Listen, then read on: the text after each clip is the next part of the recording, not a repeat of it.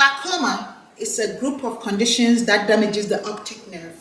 The function of the optic nerve is to send a message from your eye to your brain, for your brain to interpret what the eye sees. So the optic nerve is very instrumental in helping us visualize and understand what we see. Without the optic nerve, whatever the eye sees cannot be interpreted. There are several conditions that causes the damage of the optic nerve. One of such conditions is hypertension on the eye. When the pressure on the eye goes up.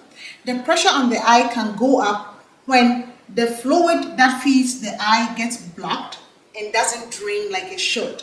It increases the volume of the fluid on your eye and causes damage to that optic nerve.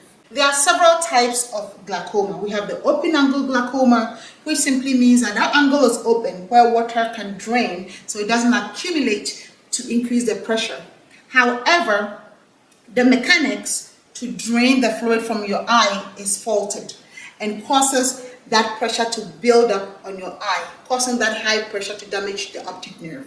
The second one is closed angle glaucoma, and as you can tell, it means that angle where the water drains or the fluid drains is blocked or partially blocked, and therefore the fluid is not draining like it should, and increased fluid volume will cause the pressure on the eye to go up. The third one is normal tension glaucoma, where the pressure on the eye is normal, but for some reason it's not working right because you have diabetes or probably unmanaged hypertension that has affected your eye and has damaged the vessels of your eye. The arteries that feed your eye with nutrients is damaged. So that is very dangerous because it's subtle and you may not see the changes in your vision to seek care early.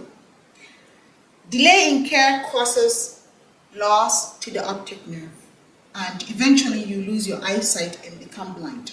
This is a condition that used to affect older people above the age of 60. But now we see more younger individuals suffering from glaucoma because of these conditions I just mentioned. And the fourth type is pigmentation, settling on your eye and blocking or choking that opening that fluid is supposed to drain through. So you could have pigments from your iris, pigment from other parts of your eye that just drops and blocks that duct where drainage is supposed to pass through. Activities like jogging, if you jog strenuously, it causes the iris to shed some pigments, and that could block it and not let you drain the fluid that is on your eye and causing the pressure, because the fluid accumulates and the pressure goes up, and therefore that optic nerve gets damaged. Here are a few signs that you can monitor, and be knowledgeable if you're having any damage to your eye. The first is headache that doesn't go away if you continuously get migraine headaches. If you have a condition like high blood pressure, diabetes, you don't manage it well, or even sickle cell, it controls the amount of quality blood that feeds your body, and that could damage the optic nerve too, because your eye is not going to be supplied with the nutrients it needs in appreciable amount to preserve your vision. Right? So those are given, it could cause it. And there are also conditions like trauma. If you are in a very active contact sport where you traumatize your eye for some reason, something hits your eye, or you have occupationally, you have a job that puts your eyes at risk and you don't wear protective eyewear, you could damage your eye, and that drainage duct could be impaired and not do its job well. There are also conditions like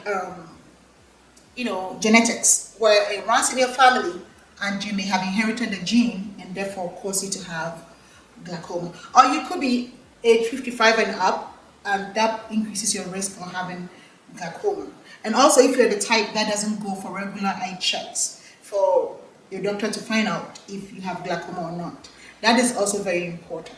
Okay, so these are conditions that put you at an increased risk for glaucoma. And like I explained, there are 4 major types, and each of those types could affect your vision if you don't get it checked. Okay, for children who cry and don't have any tears coming out, you need to check their eyes for them. It could be glaucoma. It can affect kids, it can affect adults. It's all about the duct and the drainage system of the eye, how it works so that fluid doesn't accumulate on your eye and increases that pressure to damage the optic nerve. Those are very important things. And the signs and symptoms, like I mentioned before, it's migraine headache, nausea, vomiting, or any kind of headache at all. Eye pain, your eye will begin to hurt significantly. And you may have nausea, throwing up, you have vision changes where you see rings around objects when you look at them, or your vision could be very cloudy. You won't see clear. It will be like webs or cobwebs on the objects you see. Any visual changes, these are not limited alone. These signs are not, exclusive. There could be other things that could be affecting your vision. So pay attention to your vision. You know how well you see things. Whenever there are any changes, raise the alarm and get your eyes checked.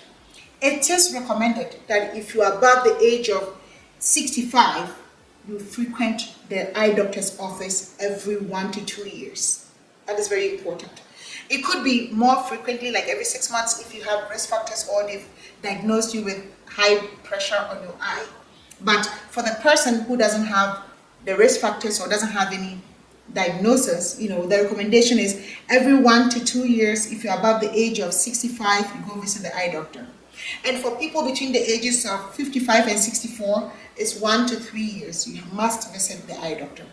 For anyone between the ages of 40 and 54, you visit the eye doctor every 2 to 4 years. And if you are below the age of 40, the recommendation is 5 to 10 years. You must visit the eye doctor so they can measure your pressures to see how well you are doing.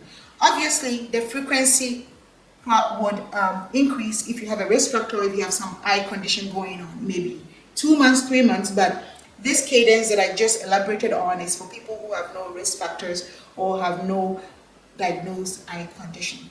The sooner it's detected, the better your chances of saving your eye.